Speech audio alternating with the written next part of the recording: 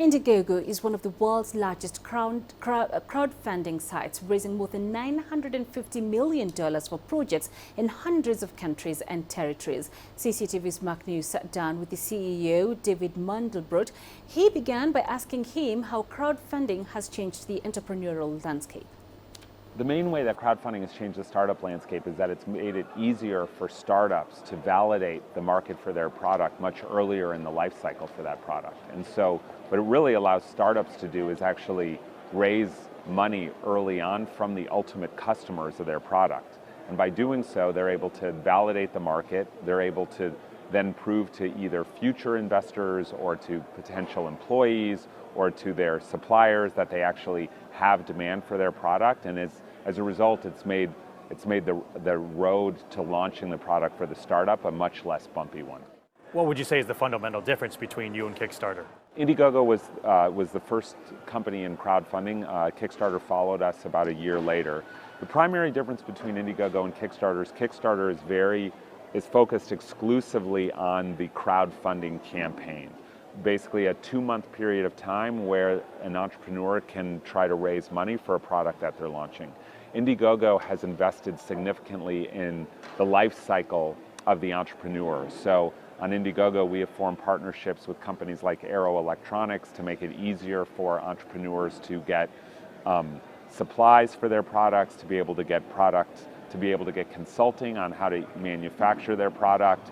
We've also formed partnerships with manufacturers and retailers to ensure that the entrepreneur is not only able to raise money for their product, but to be able to take it all the way from the concept in their head to a physical product that's being sold in a store or elsewhere.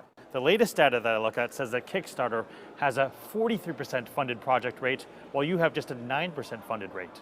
On that statistic, it's not really an accurate representation of what's happening because, again, a lot of the campaigns on Indiegogo are what's called flexible funding, and so the goal doesn't really matter. It's much more of a number that's used for marketing purposes than it is a number that actually is a true reflection of the amount of money that the entrepreneur is trying to raise.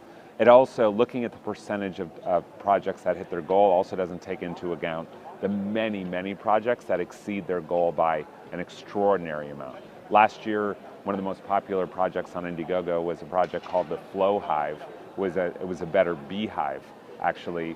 Their target was $70,000. They have raised over $13 million on Indiegogo. You recently started a pilot program in China. Tell me how it works. Primarily what we've done is that we've actually invested in a team that actually is based here in the US but regularly goes to China. In fact, all of the people that are on that team are currently in China right now. And they primarily do two things. They work closely with Chinese entrepreneurs to explain to them the benefits of Indiegogo and to help them learn how to use our platform. And we also provide an extra level of support for Chinese entrepreneurs that may need help with their campaign video, or they may need help in being connected to a really good digital marketing firm here. And so we try to make it as streamlined a process as possible for a China-based entrepreneur to be able to get up and running here in the US.